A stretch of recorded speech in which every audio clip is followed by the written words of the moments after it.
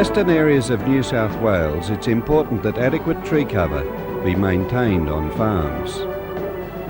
Strategically located trees protect crops from extreme weather conditions and the physical battering by prevailing winds. Also, shelter belts are important to the welfare of stock and can provide shade and shelter during summer and time of drought.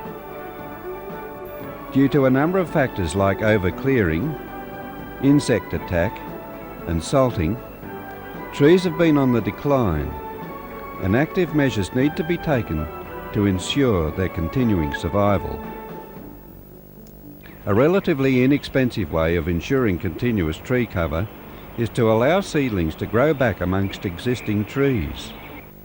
Seeds of many trees can survive over long periods in the soil and will germinate and grow when conditions are suitable and stock excluded.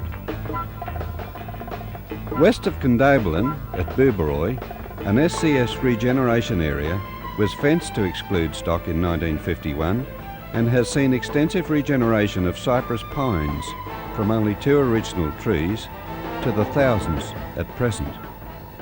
They mainly established in the high rainfall years of 1956, 74 and 83. The area outside is still clear of pines, with a more open woodland that is more desirable for grazing. This shows that trees will regenerate naturally over a period of time, preferably in the absence of stock, including rabbits, or under light grazing in many formerly timbered areas, provided the seed source remains, either in the ground or from scattered parent trees. Without stock exclusion, the pine trees can be eaten by sheep, etc. This small one, probably 10 years old, has been severely restricted in growth. Others have been probably killed by stock. The bigger one, 10 to 15 years old, is beyond the reach of sheep and will be allowed to grow at maximum growth rates. This parent emu bush is on a road reserve where there is little stock. It has seedlings surrounding it, some already producing fruit and more seeds. Rosewood, sugarwood and beefwood, however, produce seedlings only very intermittently, and since they are very attractive to stock, they rarely survive.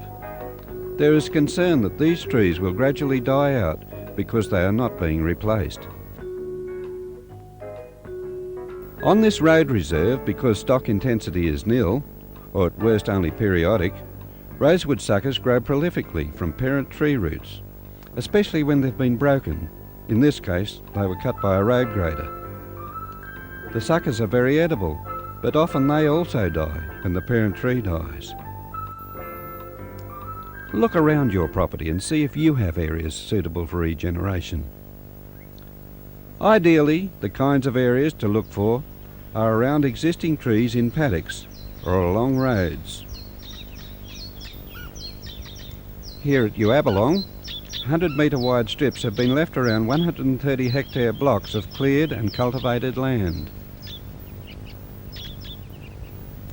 Apart from arresting drifting soil in times of drought, the timbered strips provide windbreaks for soil erosion control primarily, but also for stock shelter and shade, and shelter and habitat for birds and native animals. They also provide sources of seed, of native pasture species upon which the pasture phase of a rotation would be dependent.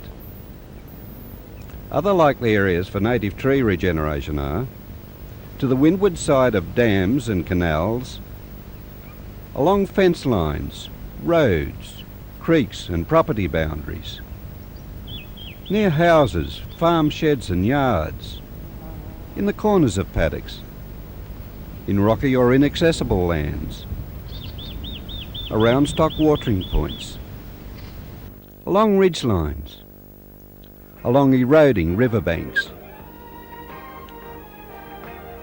Encourage the regeneration of native trees on your farm. Understand that the rewards in terms of increased production, lower soil loss, and the benefit to birds and wildlife will more than offset the loss created by excluded areas. For further information about the regeneration of native trees, contact your nearest office of the New South Wales Soil Conservation Service, Department of Agriculture or the Forestry Commission.